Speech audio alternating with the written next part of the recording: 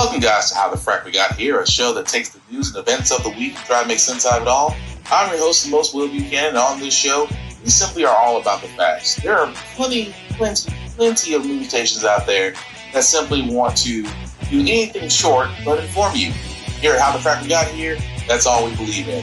We go up to the lefts, we go up to the rights, we go up to the middle of independence, we go after all sides because there's more than one side of a story to everything. And you need to know it all in order to actually formulate your own opinion. And that's what we try to do here at How the Frack We Got Here. Thanks for listening, and hold on. It's going to be fun. All right, guys. Today is date June the 18th, 2025, and this is How the Frack We Got Here. I'm your host, the most Will Buchanan, How the Frack We Got Here. We do take the events of the weekend, try to make sense out of it all. Before we get started, guys, let you know we do pride ourselves on being a news podcast, which means we only cite sources from reputable areas with award-winning journalism. We do not do sensational news like Fox News, The Blaze, The Daily Beast. Wherever extreme left or extreme right you get your views from, we simply don't do that. At the same time, guys, we do try to be professional and watch our language, but let's be honest, words do fly. At the same time, there may be things that might be shown that might be too intense for younger viewers, so viewer discretion is advised. Aside from that, welcome. Well, how do we explain Taco's big, beautiful, disastrous-ass weekend? Well, let's start with the good news. That the resistance is really alive and freaking well. And what I mean by that, folks, is this. To Atlanta. Donald Trump has got to go. To Chicago.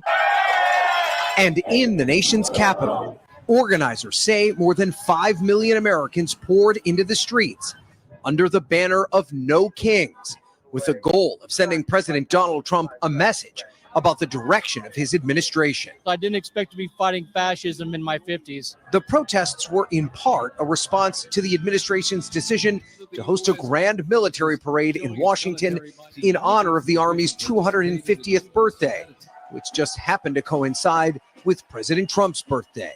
Trump telling the crowd the day was about America's fighting force. Every other country celebrates their victories. It's about time America did too. The parade crowds were moderate amid intermittent rain and intense security all around the route, with those there calling the event a success. It's patriotic. It's amazing. But that celebration was juxtaposed by a mass mobilization in other parts of the country. We just feel like that our democracy is in danger. Protesters in thousands of demonstrations nationwide accusing President Trump of attempting to amass too much power and targeting innocent people in the administration's sweeping mass deportation program. Well, we haven't had a king since 1776. We want to keep it that way. Though largely peaceful, police say one person died when gunfire erupted at a protest in Salt Lake City, while in some others, demonstrators clashed with law enforcement. More than 30 were arrested in Denver. And in Los Angeles, after days of tension and conflict, police accusing protesters of throwing rocks, bottles, and fireworks at officers. The city's downtown area remains under an 8 p.m. curfew as police attempt to keep the peace. And the Trump administration has not backed down from using the military to try and contain the violence in Los Angeles. This despite pleas from state and local leaders that it is unnecessary.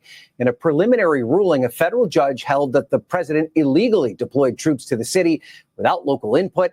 An appeals court stayed that ruling until Tuesday, giving them a chance to weigh in. Craig? Ryan Nobles Force there in Washington. Ryan, thank you. Hey, thanks for watching. So again, America, or I should say, Viva la Resistance, y'all have showed out in 5 million plus in various areas of the state, various areas of the U.S. Even I usually call it my progressively backward state of Tennessee, home state of Tennessee. We're in Knoxville, where Trump had literally won double digits. You had folks pouring out on the street talking about we do want unelected to No King's Day. And yes, this is coincidentally on the same time that Taco had his birthday and his military celebration. But I love the fact of what Americans did. Americans did show you could protest. You did show that protests do work. You actually showed that enough of you in numbers mean something. Again, numbers is strength, ladies and gentlemen. And at the same time, if you're wondering, yeah, Taco didn't really have a good day. He was kind of ticked off that the military decided to show their displeasure. If you actually want to actually see clips of it, where military marching looks like they're having fun and looks like their stepping's out of sync and everything else. Yeah, it was on purpose. Why? Because the military does not like their commander in chief. And I don't blame them. At the same time, guys, it just goes to show you what we can do when we don't give Taco his attention. He'll man-child himself and then scream about other things, like still trying to invade California. But it seems he's got a bigger issue since our greatest welfare queen, Prime Minister Netanyahu, has decided to declare war on Iran and expects us to foot the bill. Benjamin Netanyahu speaking right now. Let's listen in. And let your voices be heard. Woman, life, freedom. Zan, Zandegi, Azadi. As I said yesterday and many times before, Israel's fight is not with you. It's not with you, the brave people of Iran, whom we respect and admire. Our fight is with our common enemy, a murderous regime that both oppresses you and impoverishes you. Brave people of Iran, your light will defeat the darkness. I'm with you. The people of Israel are with you. All right, let's take it straight to our Matt Gutman, who has been there in country. Matter of fact, Matt, you and I were talking for hours on live television. The last time we saw missiles rain in on Israel, we just heard from Israeli Prime Minister Benjamin Netanyahu speaking directly to the Iranian people, encouraging them to rise up and rebel, saying the Islamic regime has oppressed you for almost 50 years. We are clearing the path for you to achieve your freedom. Your thoughts, Matt? You know, Prime Minister Netanyahu, Kira, has been pretty consistent with this message. He's done it, I think, 3 or 4 times before over the past couple of years, or at least year, in which he has tried to appeal directly to the people of Iran. And what Israel is hoping might happen is that the dissidents and the opponents of the Iranian regime might have enough courage right now to come out of the woodwork and try some sort of civil uprising against the regime. It doesn't seem like that's going to happen because the regime has slammed the door shut on any sort of street protests in recent years. But I think that that's what they hope happens, that this not only breaks down the nuclear and missile arsenal of Iran, but also the political weaponry of the Iranian regime. And, you know, I think Steve Ganyard mentioned this earlier, as did Martha. Israel did not go after political leaders in Iran. This appears to be strictly aimed at Iran's military apparatuses, again, missiles, scientists, the leaders of its military and headquarters. And that appears, and obviously nuclear facilities, and they appear not to be going directly militarily after the political echelons, but it does appear that Netanyahu wants that to happen if it is possible. And again, he's been consistent with this kind of message. So long story short, Netanyahu wants a war. And the reason why I keep calling Netanyahu the greatest welfare queen of the U.S. bankrolls Israel. That's why he can bark. That's why he can bark. That's why he can sit there and pick fights. That's why he can sit there and say half the stuff he says, because he has the backing of, the U.S. government. Not because of the fact that strategic bases in the region, not because of the fact that Iran and the fear behind them having a nuclear weapons program will lead to actually nuclear weapons and bombs. It's the fact that Netanyahu wants a war. So, of course, everybody's looking at Taco and going, sure, Taco, surely you're not going to jump into something. You already don't want to deal with Ukraine. You'd rather feed Russia to them.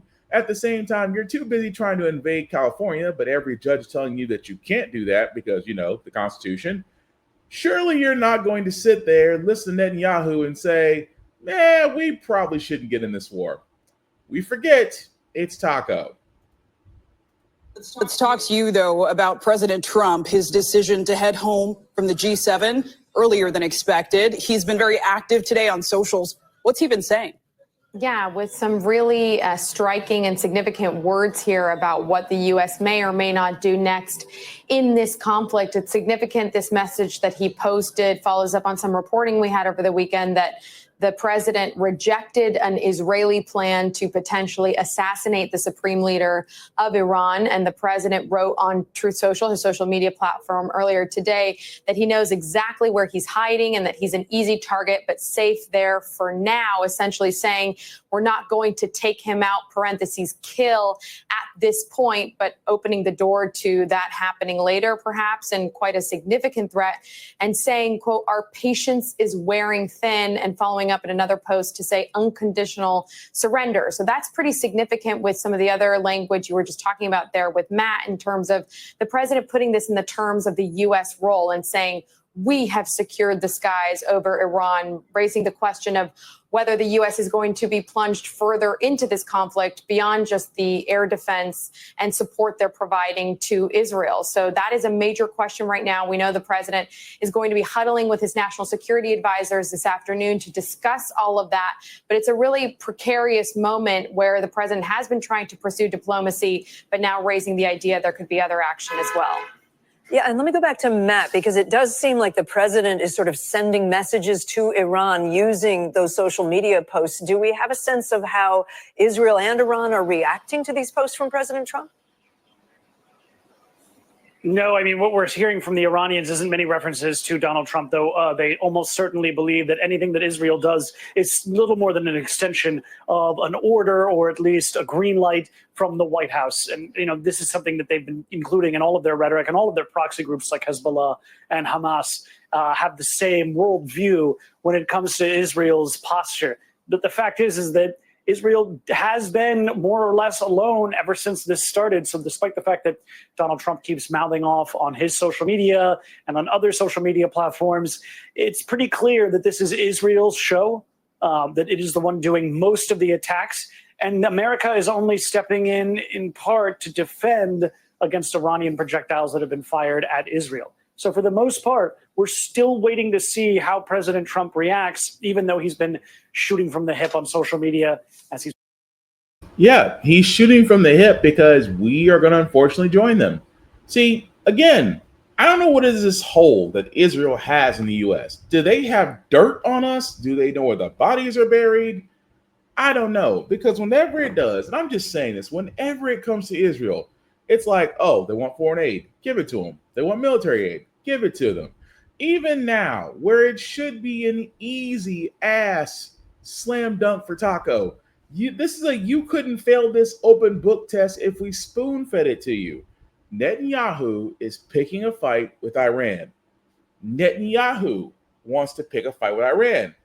All you do, Taco, the U.S. is not involved. We are not going to help in this war. We are not going to fund you. We are not going to support you. But what does he say? Oh, we know exactly where the main guy is, and we can take you out whenever we please. We rule the skies in that area, and we can take the ground. And our patience is wearing thin. You know, Taco trying to sound tough is like a chihuahua barking at a Belgian Malinois. Sure, it's fun to watch, but if the bigger dog decides that the tiny dog is a snack, that chihuahua is going to be a snack. At the same time, it's Taco. There's nothing threatening about what he's saying. He tried to threaten Ukraine. You saw what happened there. He tried to threaten Governor Gavin Newsom out of California, saying, I'm going to invade with the military.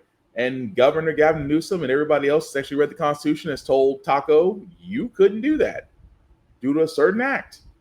At the same time, now you want to threaten from the backfield?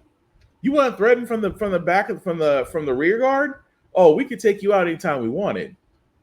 This is why the military acted that way during their celebration toward Taco, because Taco could have sat there and said, this has nothing to do with us.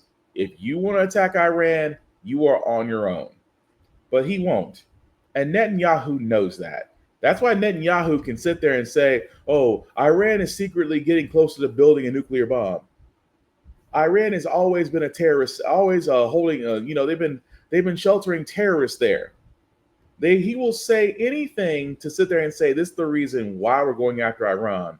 And at the same time, Taco and his cult will always sit there and say, we need to defend them for no other reason. Hence why I keep calling Netanyahu the biggest welfare queen on the U.S. dime since the red states. But if you want something humorous or just, probably figure it's a cold day in hell somewhere, Tucker Carlson interviewing Ted Cruz about certain things he should know as a senator when it comes to the possible war of U.S. entering the war with Israel over Iran. Either this is extremely funny, or this sums up everything that you knew about Ted Cruz and the fact that grifter Tucker Carlson might actually be asking the right questions. How many people live in Iran, by the way? I don't know the population. At all? No, I don't know the population.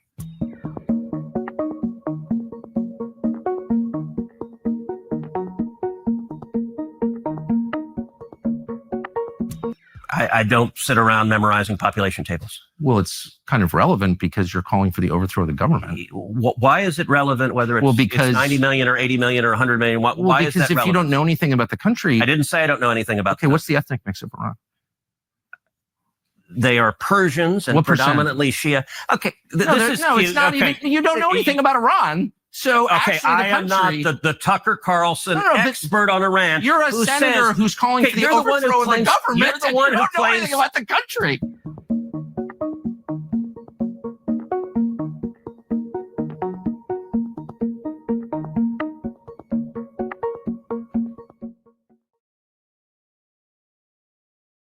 Ladies and gentlemen, it just goes to show you that if you ever realize that Ted Cruz is nothing more than an empty talking point on a conservative side, and it took grifting ass Tucker Carlson to sit there and poke holes. Now, don't be wrong.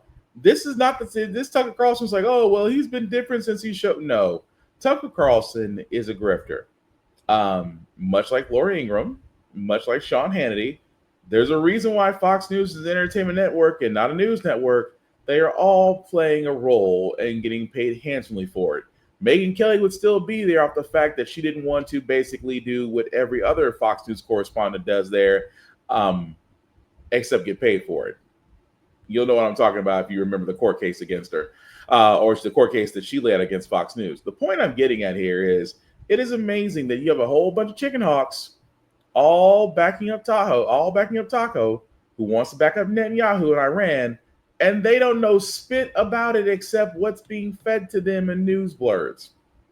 But I just wanted to point that out because either it's funny or it's a cold day in hell that Tucker Carlson actually shined a light on how bereft a lot of these politicians really are. But speaking of things that also happened during this weekend, we also did have political assassinations with a suspect in Minnesota that was eventually caught.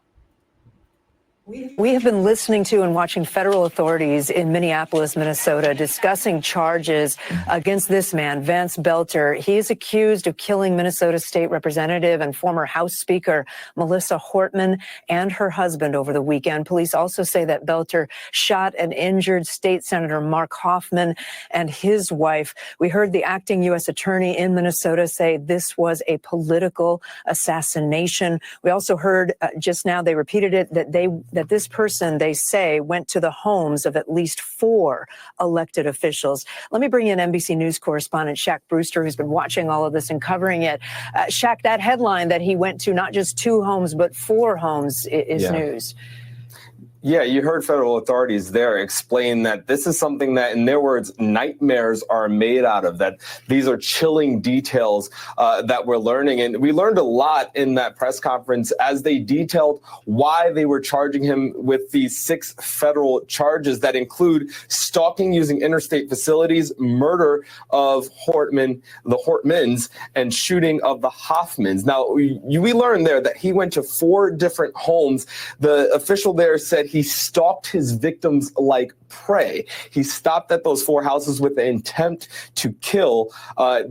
He started at the home of the Hoffmans. The officials there say that it was their daughter that ultimately called and presumably saved their lives.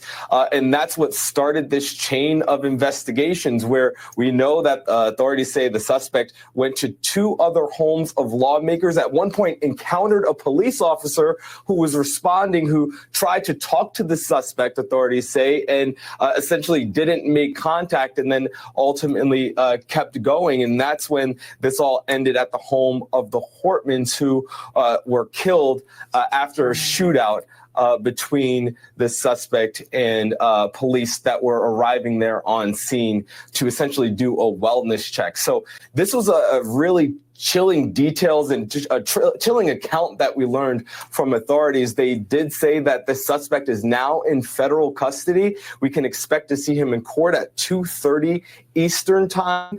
This is when we can presumably hear a little bit more, and also they will make the case to a judge to keep him detained as this investigation, really prosecution, goes forward. And I think another key thing that's important to really tie down, because this was the source of so much misinformation over the course of the weekend, but you heard officials really clarifying the notes, the idea that he had some manifesto. They said, no, the why of this, why he acted in this way is not clear at this point, but that through a search of his vehicle, a search of his home, they recovered extensive notes that they say were taken over the course of years, and that, or excuse me, months, and included numerous names of state elected officials, federal elected officials, and even some abortion rights activists. So they're saying that there's no real sense of why he did this, or why he took these steps, but that's definitely a focus of the investigation,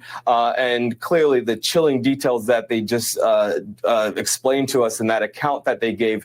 It really sends shivers up your spine when you know how long, how much planning went into this, according to those federal authorities. Cape. Yeah, that one disturbed individual who had access to firearms, who also pretended to be law enforcement, was able to get to 4 politicians. Unfortunately, 86, two of them are still alive, but now facing charges. First and foremost, let's call this man what he is. He's a terrorist. It never ceases to amaze me. It never does.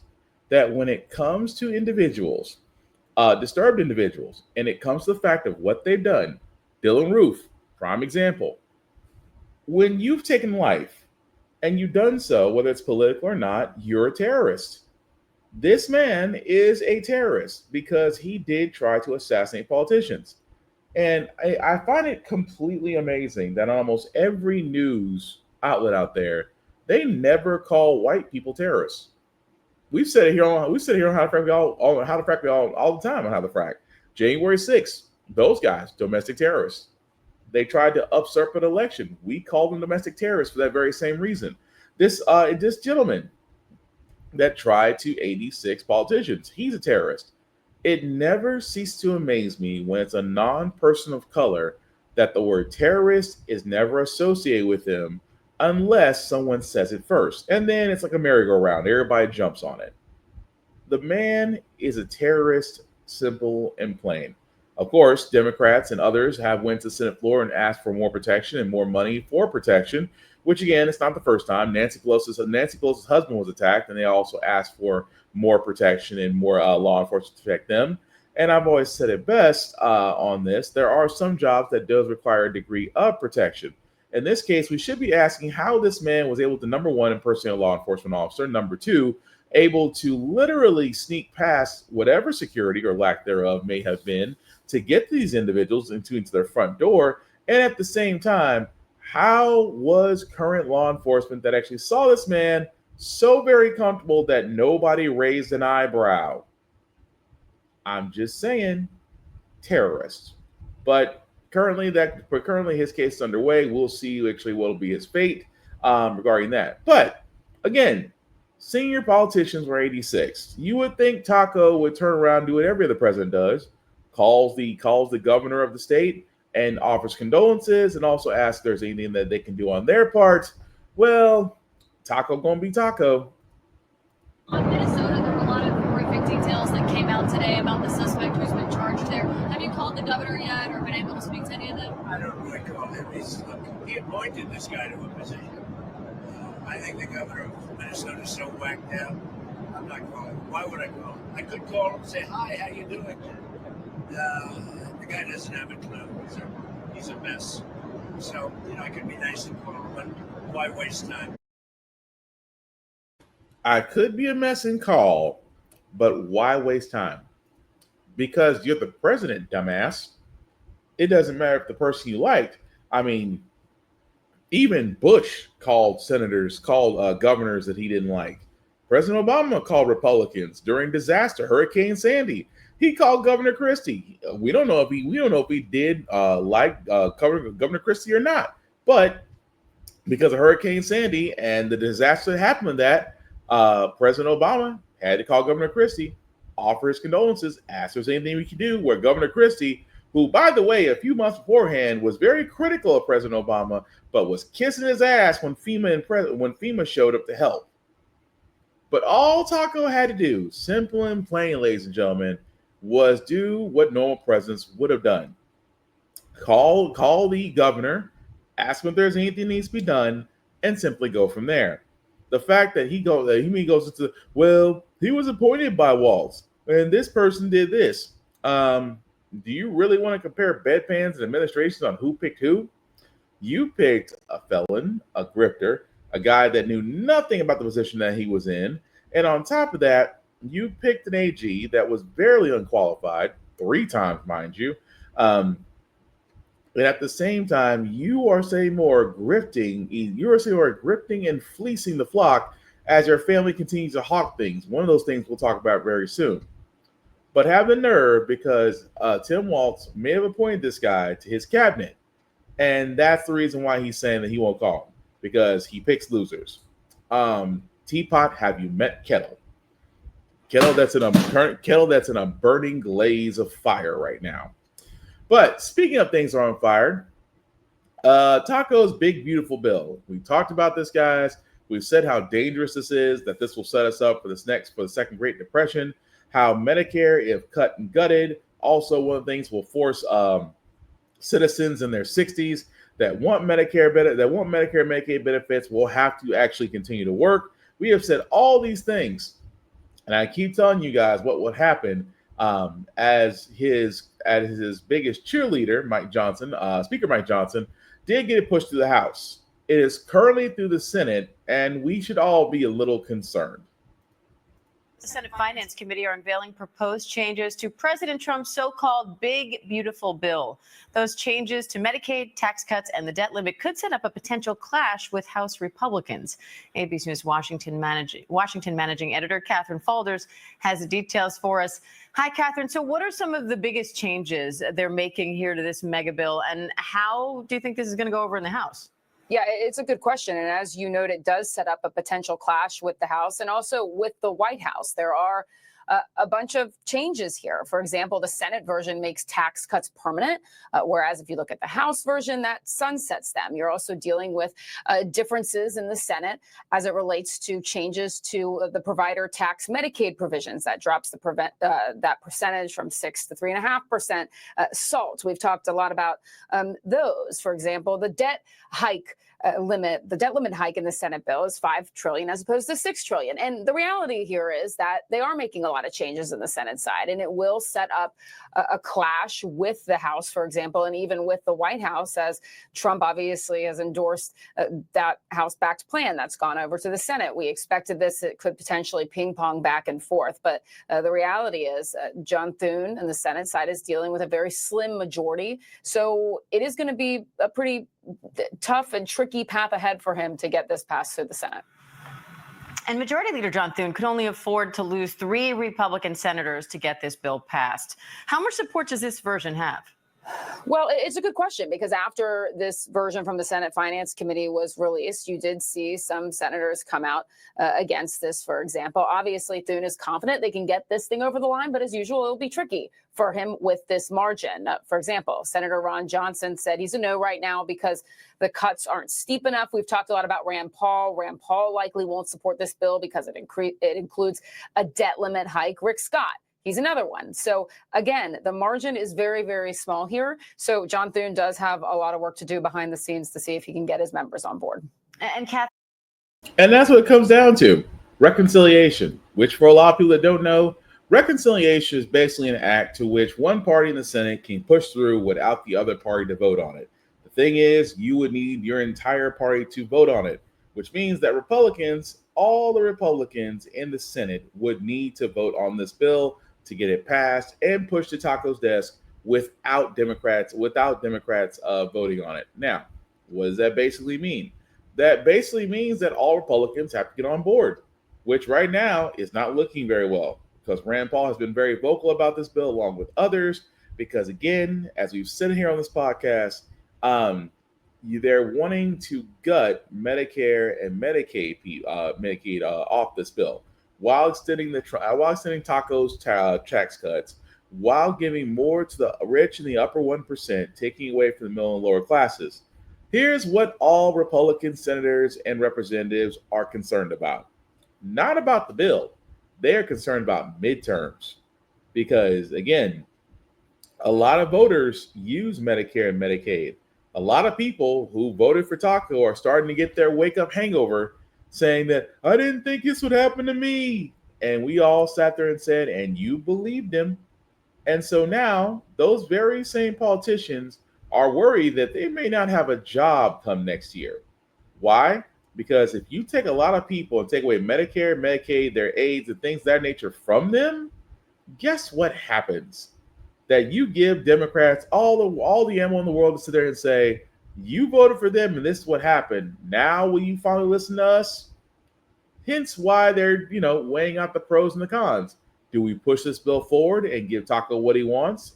And the cost of doing business is our jobs and possibly a democratically controlled Congress of Senate and House Representatives next year? Or do we say no? And then Taco and his cult systematically removes the non-loyalists from their positions and installs people who are just yes people. Decisions for those Senate Republicans. However, either way, somebody's going to lose. It just depends on who they want to lose with. At the same time, guys, I do want to bring this up because Taco being Taco, because he turned around and said, I want to invade California and sent the National Guard. He also empowered ICE. I'm sorry. Dang near Nazi Stephen Miller decided to yell at ICE and DHS and saying, you're not arresting enough immigrants, go everywhere. Hence why you see ICE as the new Gestapo, masked up, no badges, showing up at Home Depots, showing up at kids' schools, showing up in colleges, showing up at immigration court of all places, showing up at work sites, rounding up people without due process, and literally trying to deport them all in the same time. It's like it's fast food. However, Taco realized in doing so, you may have hurt your own workforce, meaning that, Mar-a-Lago may have less staff there. That being said, Trump and his mind decided to do a stay on, well, let's leave businesses, farms, and things of that nature alone because they must be good people. Well, you thought that was the end. Nope. Taco decided to turn around and pivot again. Senior Homeland Security correspondent Julia Ainsley, whose neck is no doubt sore from the whiplash over the last couple of days. So, Julia, what can you tell us about how we got from reversal to reversal of the reversal and back to where we are now? Yeah, Garrett, it really speaks to the ongoing debate within the Republican Party over how far you can take immigration enforcement without stepping on the interest of businesses. And we know that they've been doing workplace enforcements. They did a big one in Omaha right around the same time as the LA raids that sparked the protest. And in this case, we understood, at least through Trump on Truth Social, that he was hearing from business owners and the agriculture and hospitality sectors that the worksite enforcement was going too far, scaring away potential employees who could come. And so he said, we're going to change course. That's a pretty big admonition from this president, as you know well. But then we saw a memo that followed that telling people not to do worksite enforcement. That didn't leave out the employees. They could still be arrested in their homes, but at least the where that was prohibited, not to do it at those places. Then it may have been the media coverage, people talking about how there was a shift or perhaps Trump was weakening his resolve when it came to immigration enforcement. And we saw them course correct now, not through a memo, but through communication, probably through a phone call where they've now said, you know what, forget what that memo said. You can now go forward, make arrest. in work sites. Our viewers know this because they see it on local television. I mean, these enforcement actions become the top story in every community when they happen. Is the president now essentially a prisoner of a policy that he campaigned on for the last 2 years? Yeah, I mean, the tough thing, what he campaigned on was deportation. Mass you remember that deportations. They on were the waving the campaign signs trail. at the convention. And now all we talk about is arrests. And arrests Right. don't necessarily equal deportations. In fact, a lot of the people that they're arresting aren't deportable. They Much to the have administration's disappointment. Yes, and they have orders from judges saying that they have pending asylum cases or they cannot be removed to certain countries. And so you're seeing these mass sweeps that, again, capture the attention when they happen because it's so visible. Whereas a deportation, that can happen from a small airport, no one sees. And so it seems that the optics are still the prime focus here. And for now, he's going to continue these arrests because his calculation, or at least calculations from people like Stephen Miller, are to continue to do these arrests. And of course, when asked about this, he's pivoting to this new focus on blue cities. Mm-hmm. And that's what he wants to see next. That's where he wants to see the clash, more so than at the work site. But if they're going to get those arrest numbers up, work sites are where you get the numbers. So what's crazy is about this is that Taco, again, wants, I should say in this case, Stephen Miller, the neo-Nazi himself, they're all wanting the numbers to be up because, yes, Taco is a victim of his own policy. He wanted individuals. He wanted to sit there and say, we're going to round up all the criminals, all the worst of the worst, and we're going to deport them. But if you really think about it, how many criminals has he actually caught? How many killers, rapists, things of that nature were actually caught? Because last time we checked, you went to work sites and picked up individuals who were just simply wanting to work. You went to schools and picked up kids and frightened the crap out of them. You had waited at graduations. You waited at supermarkets, grocery stores. You waited at various other locations, which I never thought that, you would find a serial killer or a rapist at a Walmart or Kroger simply trying to get food. I don't think it's possible that, you can just stop people and arrest with due process and leave their kids to fend for themselves. It is amazing to me that Taco and Iced Out Barbie and Stephen Miller and ICE and Homeland Security are able to operate in such a fashion that it's downright criminal. But I cannot expect Pam Bondi of the AG to do anything. She's too busy being the lapdog for the president's feet. Every time, that's the reason why the Department of Justice, which usually would step in right now and basically check them, is not doing it. So of course he'll want to get things done. Of course, Taco wants to go after sanctuary cities because, again, he was told by that Nazi Stephen Miller that, hey, that's where most of the illegal immigrants are, in these sanctuary cities where cities have welcomed these immigrants, considering the fact that the non-sanctuary cities actually did a job of sending their immigrants to these sanctuary cities by bus or by plane. But now Taco and them see them as hunting fish in a barrel. And it never ceased to amaze me that, yes, he's not a victim of his policy. He's not. He's one of those, what happened was your butterfly mouth ran a check that your ass can't cash. And speaking of things that can't cash, this is why I sit there and say that the Trump family will always be grifters, considering the fact that just last year, that Taco reported $57 million in income from fleecing his flock. And now he's trying to do the next thing with a smartphone. Yes, a Trump smartphone. I cannot make this up. Trump Mobile. We've partnered with some of the greatest people in the industry to make sure that real Americans can get true value from their mobile carriers. A big part of what we've done right now in the world has been focused on technology for people who have been underserved, whether that's been in crypto or anything else. But one of the places where we felt there was lackluster performance was in the mobile industry. And with Trump Mobile, we're going to be introducing an entire package of products that people can come, they can get telemedicine on their phone for one flat monthly fee, roadside assistance in their cars, unlimited texting to 100 countries around the world. And we've partnered with some of the best to really bring something unique to the American people.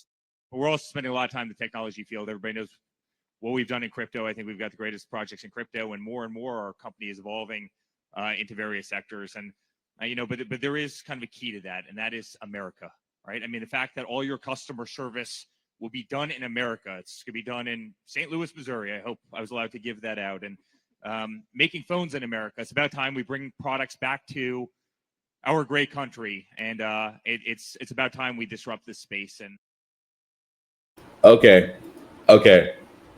Does anybody want to tell him? Does anybody want to tell him? I love the fact they try to say, well, your customer service, it's going to be an American. Your phones are going to be American made. Every phone manufacturer is probably looking at this video and goes, so who's going to tell them? And the reason why I'm saying that, guys, is there's not a smartphone that is created, built, and assembled in the US. Not one. Samsung's not it. And Samsung's not it. Apple's not it. Huawei, Nokia. I can keep going down the list. LG, when they did make phones. Research in Motion, when they did make phones. I keep going down the list. There, and I will bet money, dollars to donuts, I'll bet on this. There is not a smartphone that is built, created, assembled, or manufactured in the United States. You know where they're mostly manufactured at? China, Indonesia, India, those areas. Because materials are easy to get. The cost of labor is way down considering to where you can go to actually get folks to work on these phones. At the same time, these companies have zero liability to the factories and to the workers there. So to a company that actually assembles phones overseas, this seems like a great deal. However, the reason why I bring this up is because let's not forget, Taco pushed tariffs about things being assembled outside the United States that will be addressed to a tariff. At the same time, it never ceased to amaze me that his family will forever find ways to grift. And trust me, if you thought those Trump shoes, that some people actually bought those, mark my words, there'll be people out there trying to buy Trump mobile phones too. It's only a matter of time, but grifters are going to grift. But another thing I did want to bring up, guys, as we get closer to our feel good segment, there was a thing that came out, and again, this is with the VA. And we always love the troops and thank them for their service wherever we can on this podcast. But it seems Taco has decided to allow a rule to the VA where doctors, in theory, only because in theory, it hasn't happened yet, could refuse treatment to former or current armed service members based on their politics and their marital status. They can refuse to give care.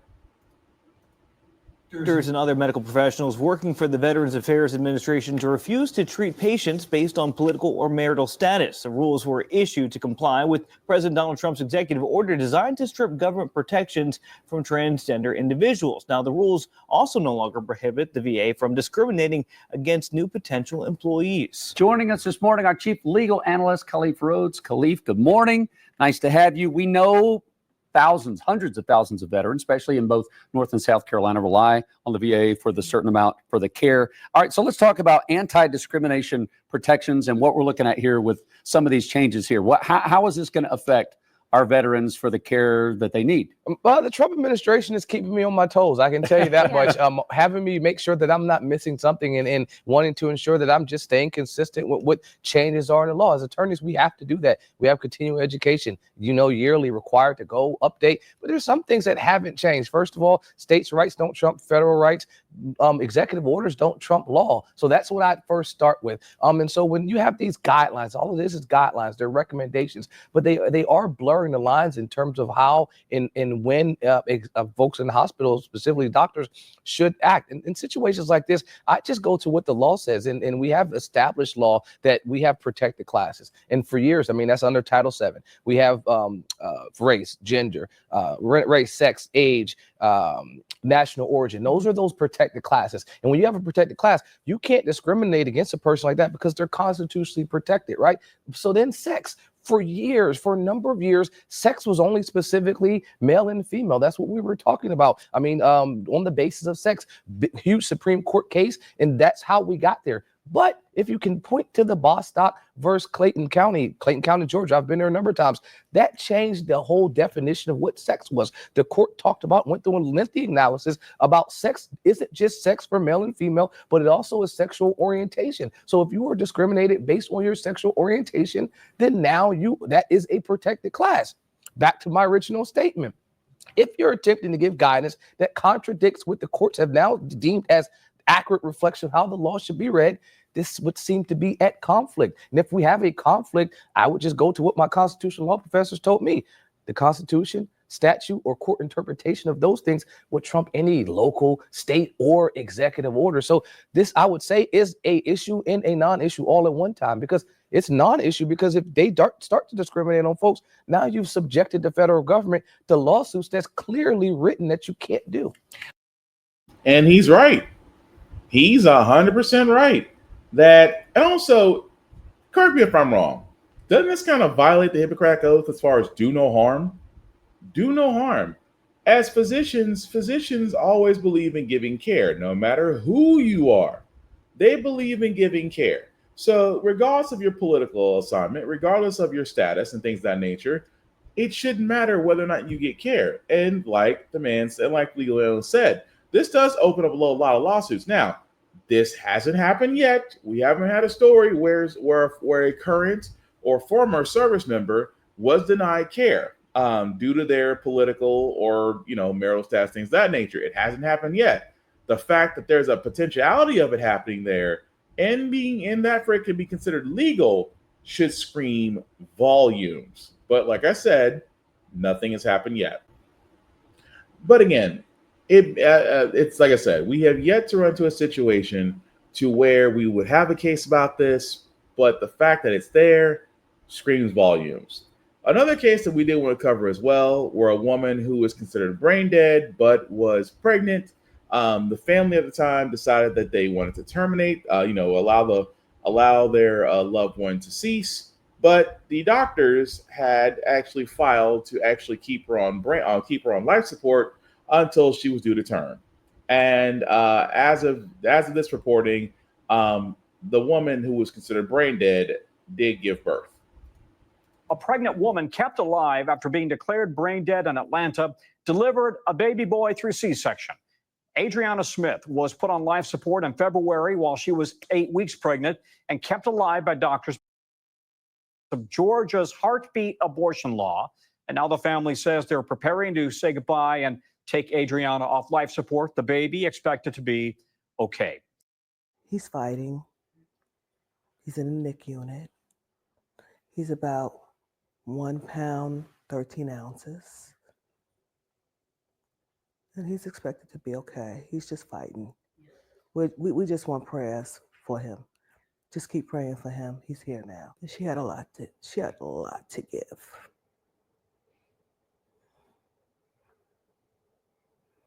So I'm just trying to hold it together right now. And that's heartbreaking. That is heartbreaking.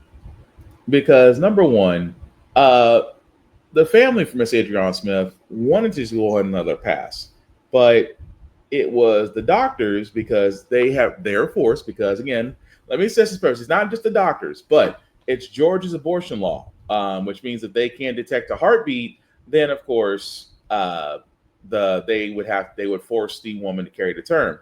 Now, in this case, the woman was considered brain dead. She was put on life support until that actually happened, and of course, was able to deliver her baby. The point I'm getting at is, guys, is that's how dangerous Now, take from that how you will. You know, was the hospital forced to do something that the state actually occurred to? The fact that women, when it comes to their bodies, should have their rights to their own bodies to where no one has a say in it. That's how it should be, because it's the same way for guys.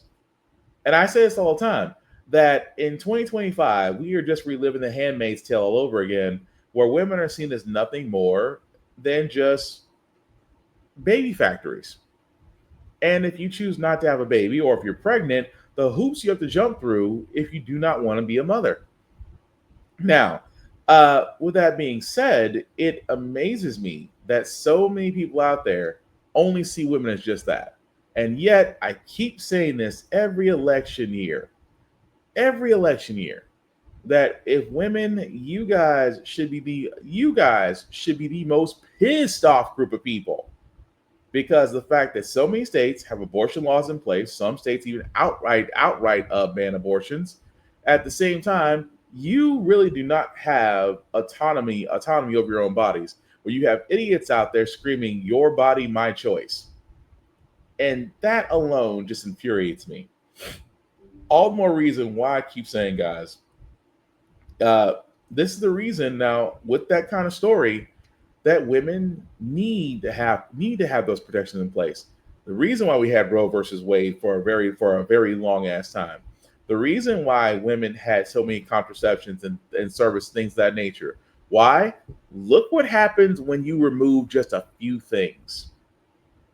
So I don't blame women for, dating less or not wanting to have kids or not wanting to do any of the normal stuff. You know why? Because they're not seen the same way men are when it comes to their bodies. And honestly, it's beyond time it should be recognized and something should be done about it. So again, it's just messed up. What is also messed up is that Elon Musk has decided that, you know what, we are going to build the largest supercomputer in the world in Memphis, Tennessee. The problem is with most supercomputers, there's a little bit of toxicity that comes with that. And this toxicity is next to a town that simply cannot stomach the cost. In Memphis, Elon Musk is making a play to control the future of artificial intelligence. His company xAI says it has built the biggest supercomputer in the world with lightning speed. Paul Young is the city's mayor. It represents a tremendous opportunity, an opportunity for us to take our economy to the next level. xAI says it will create $100 million in revenue and hundreds of jobs. But the digital future needs power, lots of it. These are the gas turbines fueling the supercomputer they call Colossus. They emit hazardous pollutants like formaldehyde and nitrogen oxides, according to the manufacturer. Just over this fence, you can see and hear the turbines churning 24 hours a day, 7 days a week. Without them, the data center does not function. What's not in dispute is the fact that they are polluting the air. What people don't know is how much of that pollution is reaching nearby communities. Easter Knox lives 2 miles away.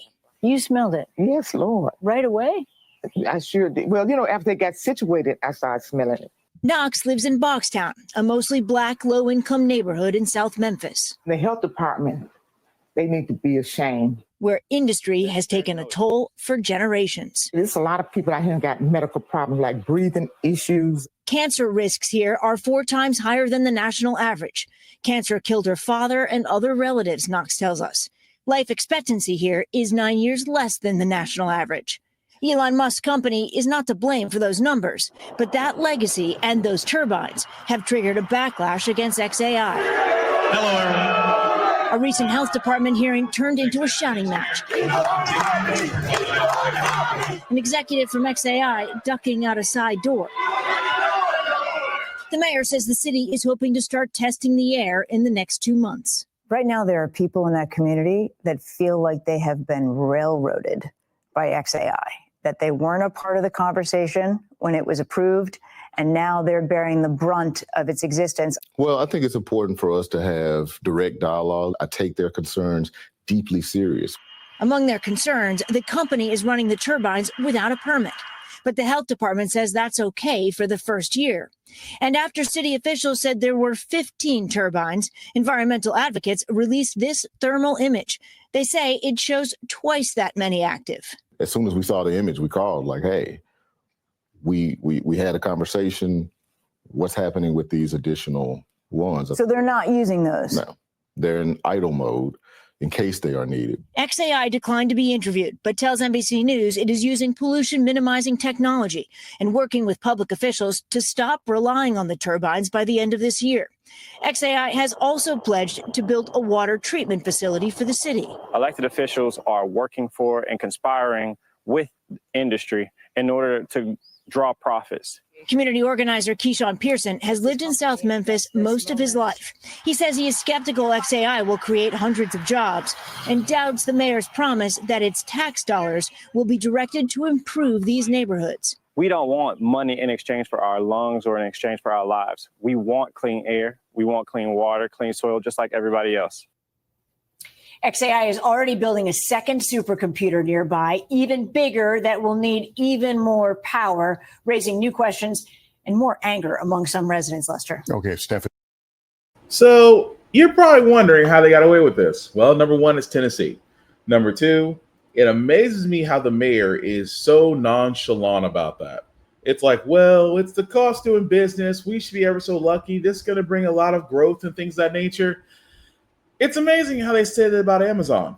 Amazon's supposed to do the same thing. Oracle is supposed to do the same thing. I can keep going down the list.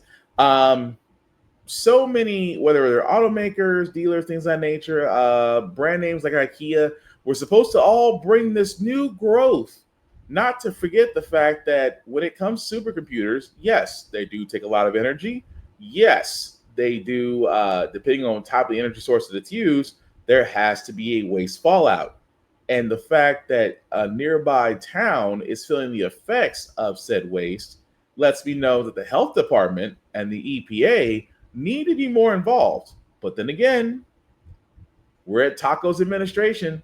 The EPA of Biden or the EPA of Obama, I'll even go farther and say the EPA under Bush 2.0 would have probably never let this happen. Because how are they able to operate without a health permit, without a permit, because the health department says it's okay? How is it that they're able to operate with turbines where 15 of them are supposedly in idle mode, which means you're still generating energy, but yet still harming the nearby towns? And again, whenever it comes to, oh, will they pledge to build a water treatment plant? Pledge or get it in writing?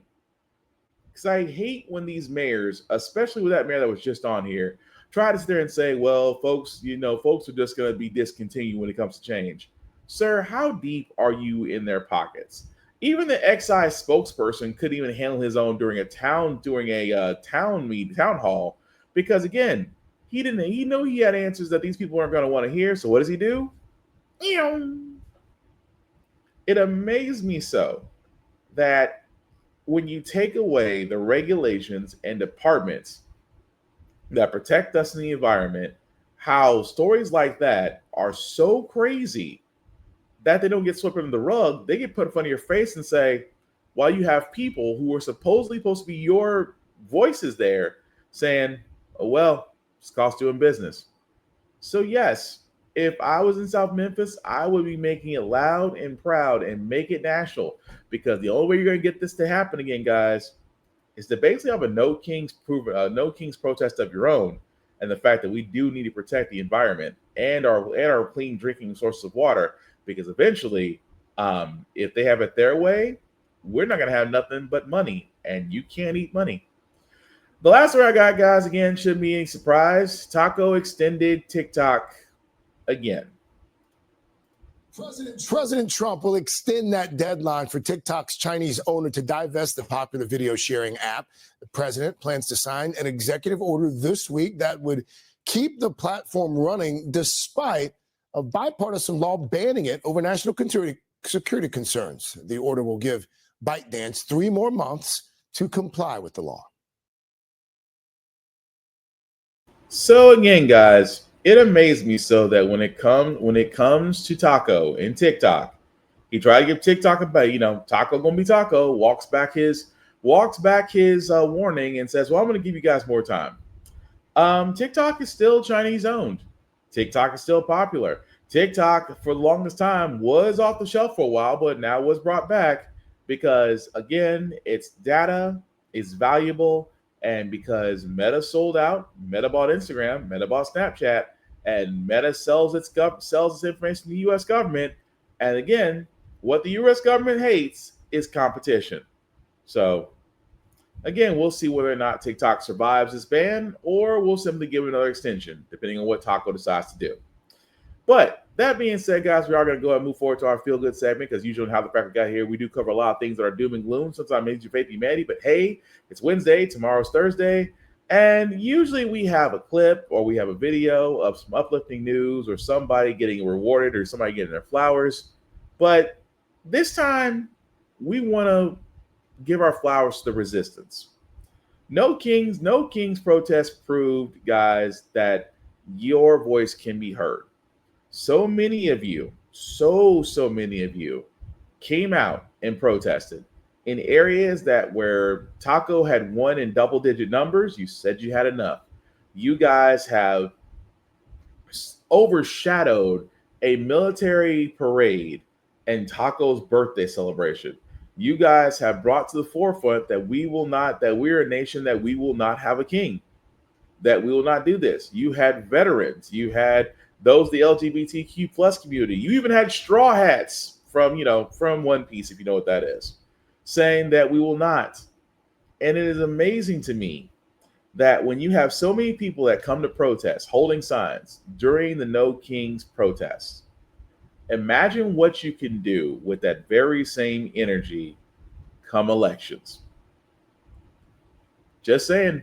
Wanted to give you guys your flowers on making Taco cry, because again, whenever Taco cries or loses, the world's a little bit better. But that's going to do it for this podcast, guys. Thank you all for watching, liking, sharing, letting people know this is live. I certainly appreciate that. Some shameless plugging before we get out of here. Shout out to Always Press Record TV. Why? Because How the Frack We Got Here is on APR TV. You can check them out in the Roku channel store or the Amazon Fire TV app, and other shows that are on there as well. Definitely give it a like, a share, and a follow. And definitely check out APR TV.